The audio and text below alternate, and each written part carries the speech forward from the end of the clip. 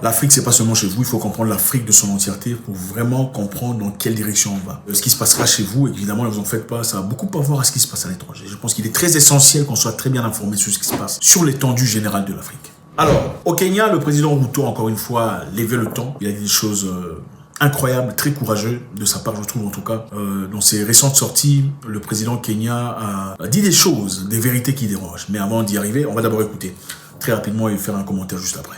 How is US dollars part of the trade between Djibouti and Kenya? Why?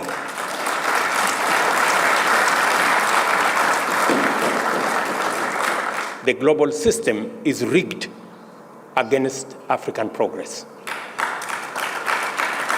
It is our role,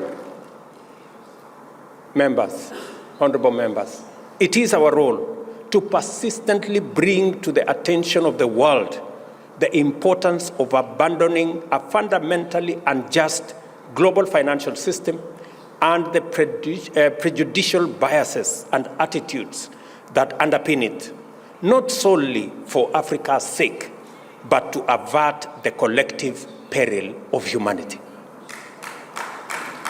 As African leaders, we have to canvass this agenda at every available opportunity in every forum. African integration will require freer movement of people and goods, which in turn call for better infrastructure and better connectivity. Yet the soul of free trade is the medium of exchange. The barriers to easy payments and settlements across borders within our continent are simply unsustainable. Let me give you an example.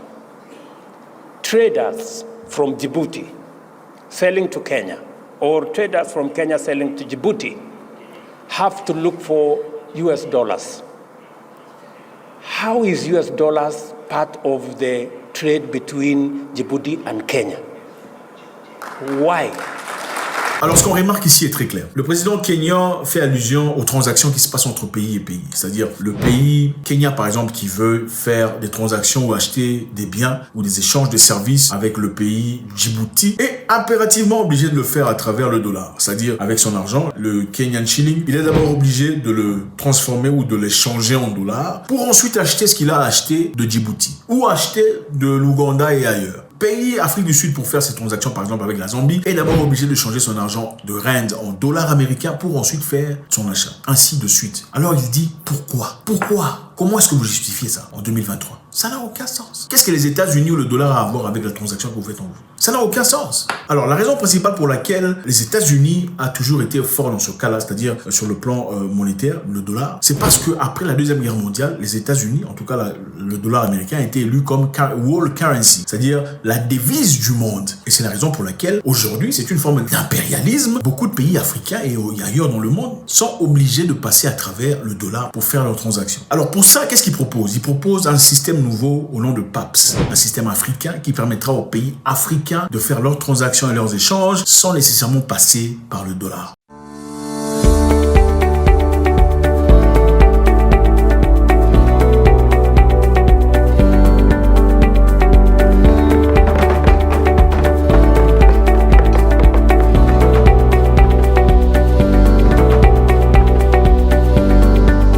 Ça s'appelle PAPS, le système panafricain de paiement et de règlement. C'est une infrastructure de marché financier transfrontalier permettant la transaction des pays à travers l'Afrique. Une technologie de pointe reliant des banques africaines, des prestataires de services de paiement et d'autres intermédiaires de marché financier permettant des paiements instantanés et sécurisés entre les pays africains. Voilà. Donc il ne vient pas seulement se plaindre en disant on a un problème, il faudrait trouver une solution. Mais il propose aussi une solution. PAPS, c'est déjà instauré, ce sont des infrastructures déjà situées, déjà utilisées par certains pays africains. Désormais, débarrassons-nous de cette histoire de dollar parce qu'en réalité, il y a toujours des intermédiaires. Je ne sais pas si vous l'avez remarqué, vous faites un paiement international à travers les systèmes monétaires internationaux. Qu'est-ce qui se passe? On coupe les pourcentages intermédiaires. Même le simple fait d'avoir un compte bancaire à la fin du mois, on vous coupe quelque chose. Pour ceux qui ont des cartes bancaires, quand vous faites vos transactions, vous retirez de l'argent ou un paiement, peu importe qui coûte $100, on vous coupe un petit $5.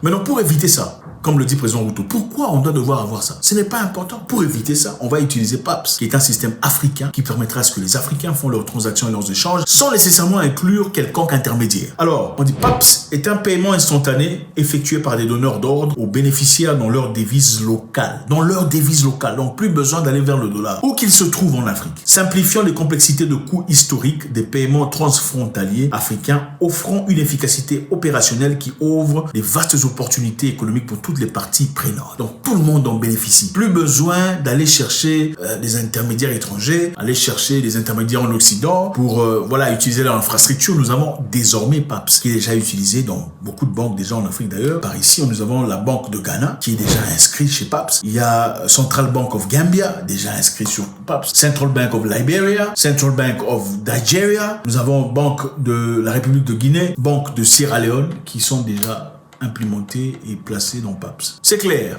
Qu'est-ce que ça veut dire? Regardons dans le passé pour trouver des réponses. Qui a osé faire un truc très similaire dans le passé? Vous y pensez déjà? Évidemment. Mohamed Kadhafi. Mohamed Kadhafi, à l'époque, a déclaré qu'il fallait désormais que les Africains se séparent de ce qui était occidental sur le plan monétaire. Après avoir remarqué qu'il y avait beaucoup trop d'abus, beaucoup trop de pression. C'est-à-dire, désormais, vous faites quoi que ce soit, on n'aime pas en Occident, sanctions. Vous ne ferez plus usage de nos systèmes, de notre infrastructure monétaire. Kadhafi a dit désormais, nous sommes d'ailleurs les plus riches. Nous avons tout ce qu'il y a comme minéraux, nous avons tout ce qu'il y a comme éléments essentiels pour la technologie aujourd'hui. Désormais, on fera nos transactions africaines en usant du dinar basé sur l'or. Évidemment, le dinar aurait déversé, aurait justement transformé l'infrastructure globale sur le plan financier. C'est-à-dire les pays censés être riches aujourd'hui seraient devenus directement pauvres, pendant que l'Afrique serait devenue le continent le plus riche. Donc, il était inacceptable que l'Europe et l'Occident, les États-Unis en général, acceptent que le dinar soit implémenté. Et c'est juste après. En fait, Kadhafi n'a pas commencé à faire du bruit maintenant. Il a commencé à faire le bruit très longtemps. Mais c'était simplement à partir du moment où il a parlé du dinar. Les Africains devraient échanger avec de l'or. Ok, plus besoin d'utiliser des papiers. C'est à partir de là qu'on a dit non, ce monsieur va nous crambouler, il va chambouler tout ce qu'on a créé, tout ce qu'on a implémenté, il va transformer la donne. Et c'est à partir de là qu'on a inventé les histoires selon lesquelles il était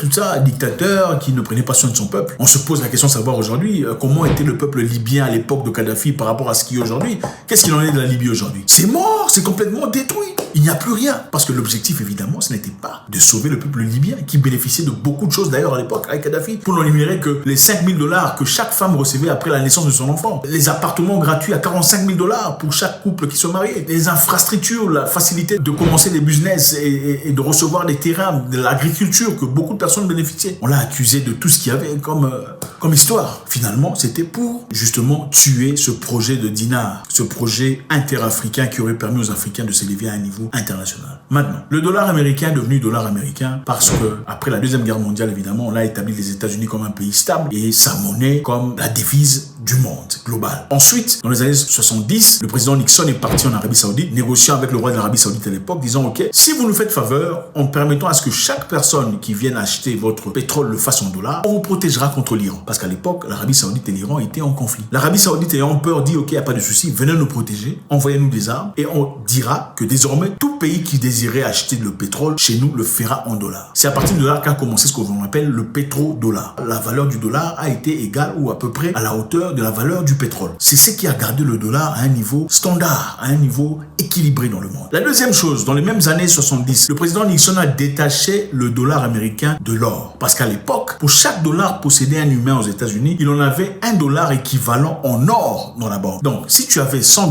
dans les mains en papier, c'est-à-dire que tu as la valeur de $100 d'or dans la banque. Donc, le dollar en papier n'était que représentatif du montant d'or qu'on avait à la banque. C'était ça la réalité, ok?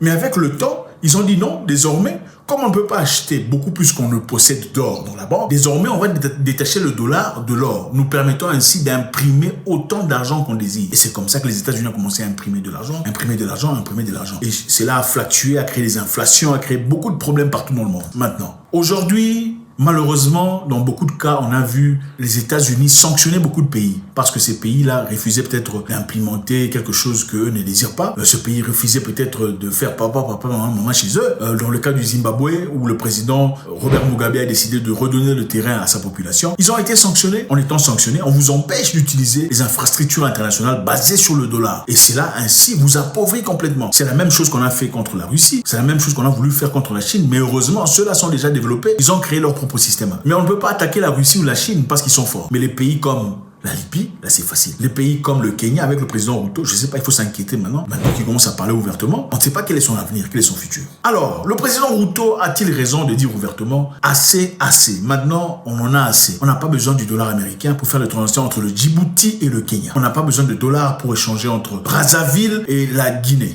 On n'a pas besoin de dollars pour faire ça. On peut changer, parlons ici des pays qui ont leur propre monnaie, on peut échanger avec notre propre monnaie, notre propre argent, notre propre devise à la maison. Et je sais pas, qu'est-ce que vous en pensez? Est-ce qu'ils seront en danger désormais? Why are we bringing dollars in the middle of our trade?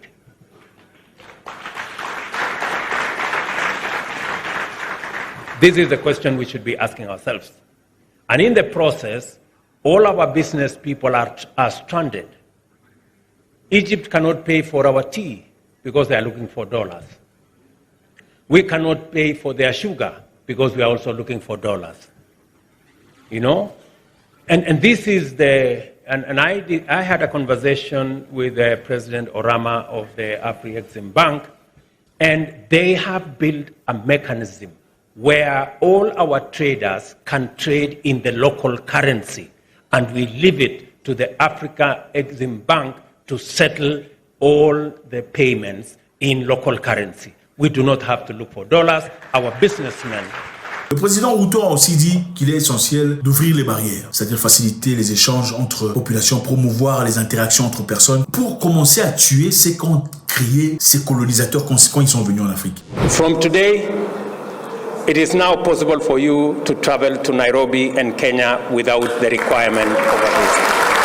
Chez eux, il n'y a pas de barrière, hein. Chez eux, il n'y a pas de besoin de visa. Mais chez nous, curieusement, ils sont venus, ils ont dit, pour quitter l'Afrique du Sud, aller, je sais pas, en Zambie, tu as besoin d'un visa. Pour quitter la Zambie, aller à, je sais pas, au Soudan, tu as besoin d'un visa. Pourtant, chez eux, ils n'ont pas besoin de visa. Alors, qu'est-ce qu'il a fait? Il dit, pour promouvoir les interactions entre personnes, le commerce et les investissements, je suis fermement déterminé à éliminer les obstacles imposés par les exigences de visa pour les citoyens djiboutiens voyageant au Kenya, a déclaré le Dr Ruto lors d'un point de presse conjoint avec son hôte. Par conséquent, le Kenya a conclu les procédures nécessaires pour permettre les visites sans visa pour les citoyens du Djibouti au Kenya. Les Djiboutiens ne seront plus tenus de demander des visas en ligne pour visiter le Kenya, comme c'était la tradition. Le Kenya dit vouloir supprimer les barrières d'immigration pour améliorer les échanges avec ses voisins. En février, le Kenya a supprimé les exigences de visa pour l'Érythrée qui borde la Djibouti au sud-est. Donc clairement, le président Ruto veut ouvrir les portes. Et je pense que c'est une façon à lui de montrer aux autres présidents, voilà ce que nous devons faire. Il faut promouvoir l'ouverture, promouvoir la facilité, promouvoir les interactions entre pays.